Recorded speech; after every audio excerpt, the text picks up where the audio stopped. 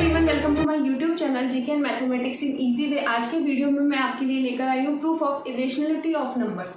Last video में हमने देखा था the fundamental theorem of arithmetic, और उसके बाद वाला टॉपिक आपका एक्सरसाइज के अंदर यही है कि जो भी इरेशनल नंबर होते हैं इनको इरेशनल नंबर आपको प्रूव करना है। ठीक है, तो इरेशनल नंबर क्या होते हैं, तो प्रीवियस क्लासेस में आप पढ़ के आए हो lots of about irrational number and their properties. तो इरेशनल नंबर होता क्या है, वो नंबर जिन्हें हम अंडर रूट की फॉर्म में लिखते हैं। ठीक है, इनको हम सॉल्व नहीं कर सकते हैं। क्लियर, अंडर रूट की फॉर्म में लिखते हैं, इनके अंदर होता है हमेशा कोई भी पॉजिटिव इंटीजर। क्लियर, और इन्हें हम क्या नहीं कर सकते, पी अपॉन क्यू की फॉर्म में एक्सप्रेस नहीं कर सकते हैं। ये भी प्रॉपर्टी आप पढ़ के आए हो।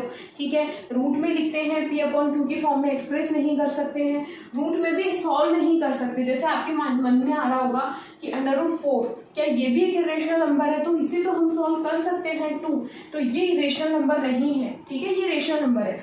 उसके बाद अंडर रूट जैसे 3 लिखा है तो इसको आप सॉल्व नहीं कर सकते हो, तो ये वाला जो नंबर है ये हो गया आपका इरेशनल नंबर। सबसे पहले तो आपको इरेशनल नंबर क्या होते हैं वो पता होना चाहिए। उसके बाद इनको सॉल्व करने का एक सिंपल सा कॉन्सेप्ट है, जो कॉन्सेप्ट अगर माइंड में क्लियर हो जाएगा तो एग्जाम में जैसा भी क्वेश्चन आए आप इस टाइप के क्वेश्चन को सॉल्व कर सकते हैं। क्लियर, इस टाइप की थ्योरम्स को सॉल्व करने के लिए आपको क्या करना होगा, इनके अपोजिट एज्यूम करना होगा। जैसे नेक्स्ट हमारा जो थ्योरम है वो क्या है कि prove that root 2 is irrational number. आपको रूट 2 को इरेशनल नंबर प्रूव करना है।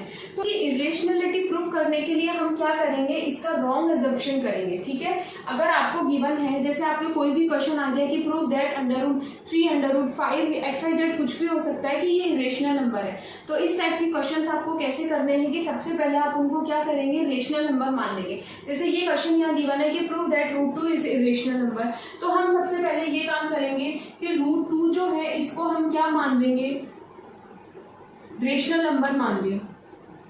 हमने इसको क्या मान लिया कि root 2 is a rational number. Let us assume root 2 is equal to rational number. ठीक है, अगर ये रेशनल नंबर है तो हम पढ़ के आए रेशनल नंबर की डेफिनेशन कि वो नंबर जिन्हें हम क्या कर सकते हैं, पी अपॉन क्यू की फॉर्म में एक्सप्रेस कर सकते हैं, where q is not equal to 0। उन नंबर्स को हम क्या कहते हैं, रेशनल नंबर कहते हैं। ठीक है, तो हम यहाँ क्या करेंगे, रूट टू को हम क्या करेंगे, ए और बी के अपॉन में लिख सकते हैं कि रूट 2 इज इक्वल टू कितना आ गया, ए upon B, where is B is not equal to 0। Simple सी ये वाली बात हम यहाँ से बोल सकते हैं कि root b is not equal to 0। ठीक है, ए और बी कैसे नंबर है, ये हमने कोप्राइम नंबर लिए हैं।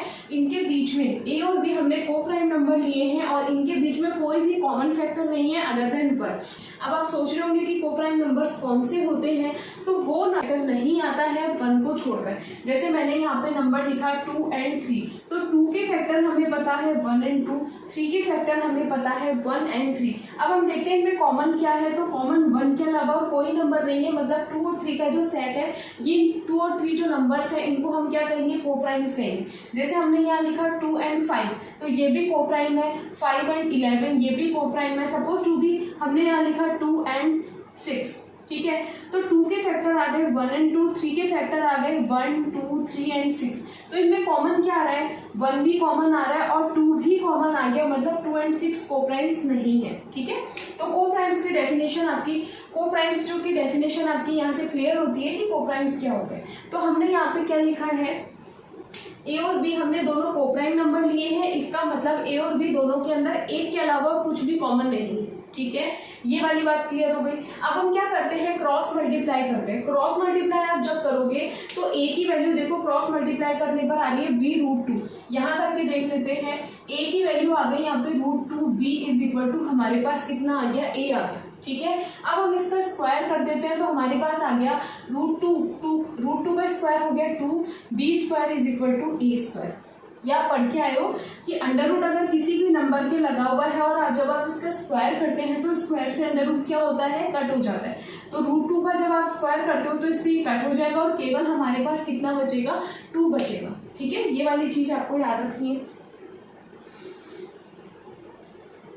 चलिए, एक इक्वेशन हमारे पास ये आ गई। अब इसका देखिए राइट, इसका ये वाला साइड देखिए, 2b²। इसका मतलब ये वाला जो नंबर है ये कंप्लीटली किससे डिवाइड हो सकता है, 2 से डिवाइड हो सकता है। 2 इसका एक फैक्टर आ रहा है, ठीक है।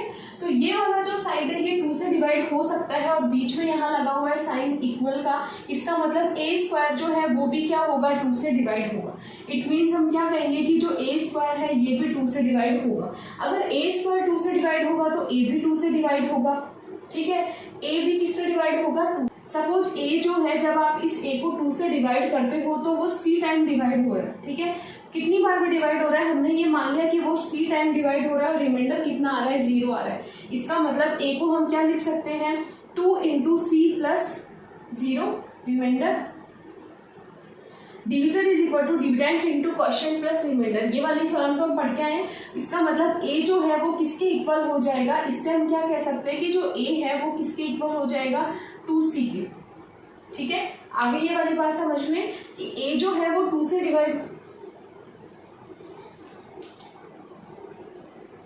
कि जो a² है वो अगर 2 से डिवाइड होगा तो a भी 2 से डिवाइड होगा। और हम ये मान रहे हैं कि जो a है वो 2 से c टाइम डिवाइड होता है और रिमाइंडर 0 आ रहा है। तो a इज इक्वल टू कितना आ गया, 2c। चलिए इसका होल स्क्वायर कर लेते हैं तो हमारे पास आया a² is equal to 4c², ठीक है। अब आप वापस आइए, इसको मैं इरेज कर देती हूँ। इस इक्वेशन में हमने लिखा है कि a² is equal to 2b², a² is equal to 4c²। इसका मतलब a² की वैल्यू यहाँ हमारे पास आई है 2b² और यहाँ a² की वैल्यू आई है 4c²। 2 से ये कट हो जाएगा 2 टाइम, तो हमारे पास आ गया b² is equal to 2c², ठीक है। यहाँ देखने पर हमें पता चल रहा है कि जो 2c² है ये किससे डिवाइड हो सकता है, 2 से डिवाइड हो सकता है। अगर ये पार्ट 2 से डिवाइड होगा तो भाई ये वाला पार्ट भी 2 से डिवाइड हो सकता है, ठीक है। इसका मतलब b² जो है वो 2 से डिवाइड हो सकता है, तो हम यहाँ लिखेंगे b² नंबर 2 से डिवाइड हो सकता है। अगर b² नंबर 2 से डिवाइड हो सकता है तो b भी 2 से डिवाइड होगा, ठीक है। b भी 2 से डिवाइड होगा।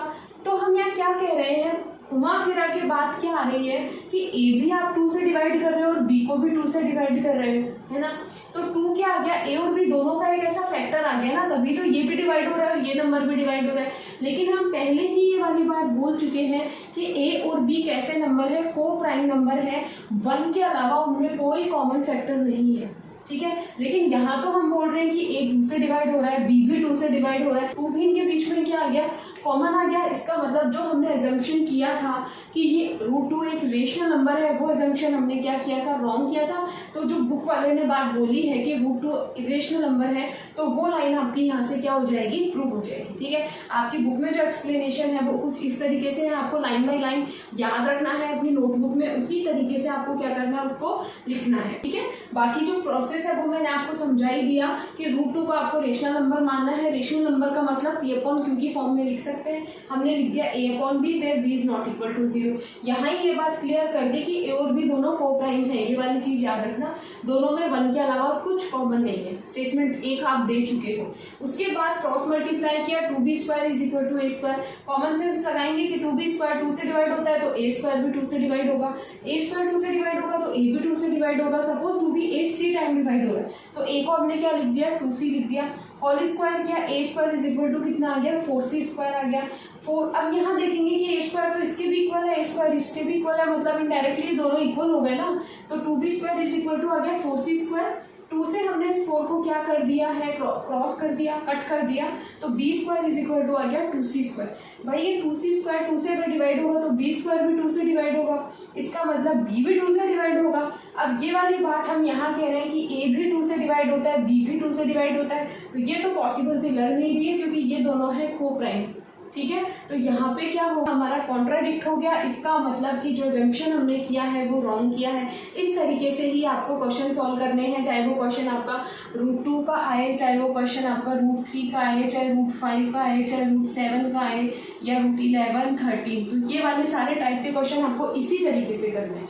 आई होप आपको ये वाली बातें तो समझ में आ गई होगी। अगर आपको ये वीडियो पसंद आए तो प्लीज़ वीडियो को लाइक जरूर कीजिएगा, चैनल को सब्सक्राइब कीजिएगा। Thanks for watching.